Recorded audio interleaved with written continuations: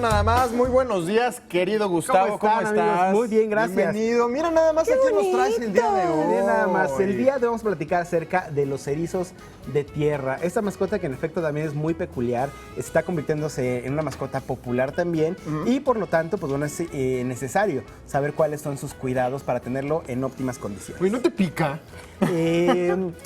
Este está muy socializado, pero en efecto uno de sus mecanismos de defensa es picar, es generar que sus púas te generen cierta punción. Sí, lo acabo de tocar y me dio la impresión como si hubiese estornudado, pero no, fue su reacción, ¿verdad? Es su reacción. Ahora, una cosa es que hagan ese movimiento para defenderse y otra muy diferente, como los mitos o lo que llegamos a ver en la televisión, que te dejen las espinas o las púas clavadas O en que la te mano. las lancen, ¿no? Que Es te eso. las lancen, como en las caricaturas.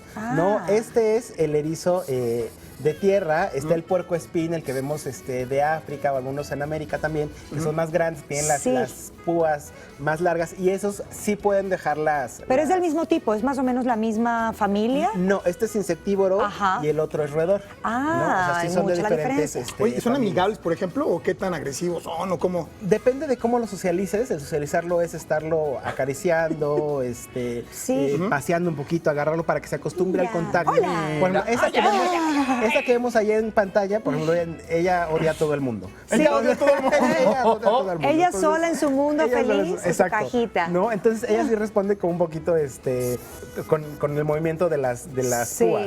Pero pues no pasa que te dé una pequeña mordidita o algo así, ¿no? O sea, no está tan grave. ¿Muerden también? Muerden por dos cuestiones. Ajá. Por defensa también y porque, al igual, un poquito como platicamos aquella vez con los hurones, también tratan de descubrir el mundo a través de la boca, ¿no? No necesariamente es una reacción agresiva. Exactamente, sino para conocerte, saber a qué sabes, a qué hueles y reconocer a su... Ay, mira, Ok. te doy un pedazo de mi dedo. Gustavo, las personas que preferimos los perros, me incluyo, nos encantan porque los podemos abrazar, podemos jugar con ellos. Aquellos que prefieren los gatos, les gusta la independencia de los gatos y la actitud. ¿Qué tipo de personas, qué tipo de humanos son los recomendables para tener este tipo de mascotas tan particulares? Pues aquellos que justamente no les gustan como las cosas tan comunes, que les gustan los animales exóticos, diferentes. No, insisto, no es como un perro que lo vas a sacar a pasear, no es como un gato tampoco que lo puede estar, que se va a acercar contigo y te va a acariciar y te va a ronronear. Sin embargo, también ellos tienen su forma de demostrar su cariño. Ah, qué Oye, bueno. ahorita que hablaba Cari, por ejemplo, de los perros y los gatos, ¿cómo se llevan con otras mascotas? De preferencia es importante tenerlos Aislados, en su propio Solitos, hábitat. sí. O sea, no es recomendable que los tengas a todos jugando porque se pueden lastimar o pueden lastimar al perro o al gato cuando hagan esa forma de defensa, ¿no? Entonces, para evitar malos momentos, es mejor tenerlos en su encierro, el cual es muy importante que sea grande, que sean o peceras muy grandes o cajas muy grandes. Jaulas, no. Se van a escapar, entonces es mejor tenerlos en un lugar que esté completamente cerrado, o sea, una pecera grande, escalan muy bien, trepan muy bien, entonces es muy importante tenerles un sustrato adecuado para que puedan hacer sus necesidades. Muy importante también, no les gusta el frío, ¿no? De hecho, el frío es peligroso para ellos. Entonces, si vivimos en un lugar frío, es importante que tengan su calefactor, su placa térmica, para que no pasen frío, ya que si tienen frío, hibernan y esto los pone en peligro. Oye, Gus, fíjate que yo tuve la oportunidad hace algunos ayeres de conocer a Macumba. Macumba era una erizo que, bueno, llegó con unos amigos.